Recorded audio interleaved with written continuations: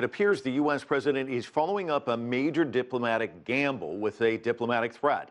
What will that mean for the already troubled Middle East peace process? I'm joined now by Afshin Molavi from the Johns Hopkins School of Advanced International Studies. He's a senior fellow in their Foreign Policy Institute. Before we talk about the UN, I just thought maybe, because he's not just getting complaints there, he's getting complaints on Capitol Hill. Congressman David Price saying this is not wise, it's not a sustainable tactic. Congressman Jerry Connolly saying it's reckless, short-sighted, and it's a form of self-defeating bullying, not usually successful in international relations. Are they right? I think they are, partly because, look, when we look at U.S. aid, it's usually based on national interests or humanitarian interests, right? So these aid programs that have been built up over years, whether it's Jordan or whether it's Egypt or whether it's countries around the world, there was a national interest that led to that aid program. And then there's some countries that desperately need humanitarian aid, like Yemen, for example. Are you going to suddenly start cutting off Yemen's humanitarian aid in the middle of a cholera outbreak? Are you going to cut off years of aid to Egypt because of this one vote? So just simply putting everything at stake seems, as you put it, to be a very high-stakes diplomatic gamble. There seems to be this flexing of the muscles of late. We saw it earlier this week with regards to Russia and China. This is, well, very kind of threatening, if you don't follow us. And you talked about this earlier this week where you're like, well, at some point somebody punches back. Right. There is going to be a point in time where the United States is going to need allies. What does this do in terms of like building coalitions? Absolutely. I mean, diplomacy is a game of inches and moving the ball forward very slowly.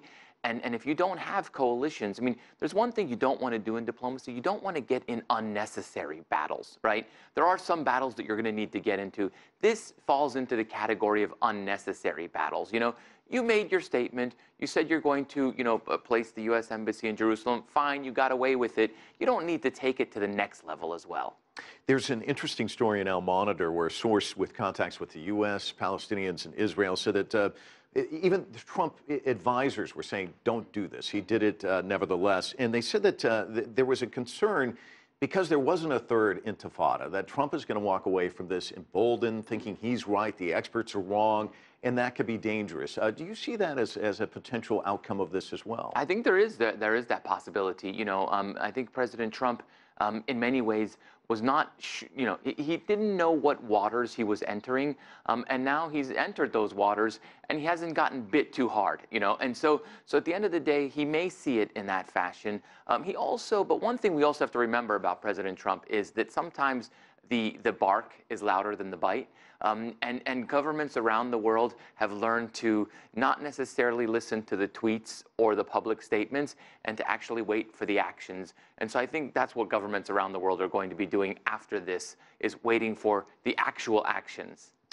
The vote today, what do you expect to happen, and what will be the actions? What do we expect to see as an outcome? Well, I think, as your correspondent said, I mean, generally speaking, the General Assembly overwhelmingly votes for the Palestinians, in these kind of issues. And I think the numbers, I think if it's 140 or 150, that's actually low historically, But I think we will see the vote that will go through and will be an overwhelming majority.